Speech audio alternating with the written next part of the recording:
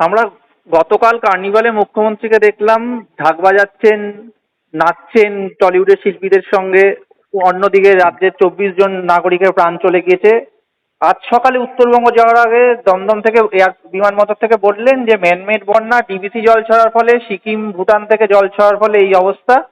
সেখানে একটা দায় ঝেড়ে ফেলার মতো বক্তব্য। তো তুমি কি বলবে? দেখুন, যখন কেউ কোনো পদে যান, বিশেষত কোনো সাংবিধানিক পদে, সেই পদের যেমন কিছু বিষয় থাকে যা প্রিভিলেজড হয়ে সেই পদে যারা বসেন তার কিছু সুযোগ সুবিধা থাকে। আবার সেই পদে যারা যখন বসেন তার দায়িত্ব দায়ভারও গ্রহণ করতে হয়।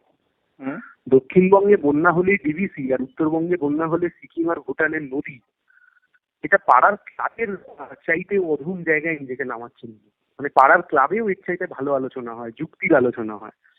আসলে কথাটা খুব স্পষ্ট এবং পরিষ্কার। দেখুন, প্রাকৃতিক দুর্যোগ ঘটেনি, কিন্তু প্রাকৃতিক দুর্যোগ ঘটে যাওয়ার পরে তার 48 ঘন্টা পরে ওনার মনে পড়লো যে ওনাকে উত্তরবঙ্গ যেতে হবে। তার কারণ কি? তার কারণ কার্নিভালের নাচ গান। আসলে বিষয়টা পরিষ্কার, খুব স্পষ্ট যে ওনার কাছে কিসের দাম বেশি। ওনার কাছে মেলা খেলার দাম বরাবরই বেশি, মানুষের জীবনের দাম বরাবরই কম। এতে নতুন কিছু নেই। দুর্ভাগ্য আমাদের। তোমার কি মনে হয় না কালকে কার্নিভালটা যে এখন ছিল, অন্যদিকে রাজ্যের অন্য একটা প্রান্তে এরকম দুর্দশার ছবি, সেখানে গিয়ে উদ্বোধন করে কিংবা কিছুটা সময় কাটিয়ে চলে আসতে পারতেন? অতক্ষণ নাচানাচি ঢাক বাজানোটা কি প্রয়োজনীয় ছিল? দেখুন, এর আগেও 2 বছর আগে মালবাজারে যখন হড়পা বান আসে এবং সেখানের কার্নিভালেও মানুষ মারা যান, সেই সময়তেও গোটা রাজ্যের কার্নিভালে কোথাও ভাটা পড়ে।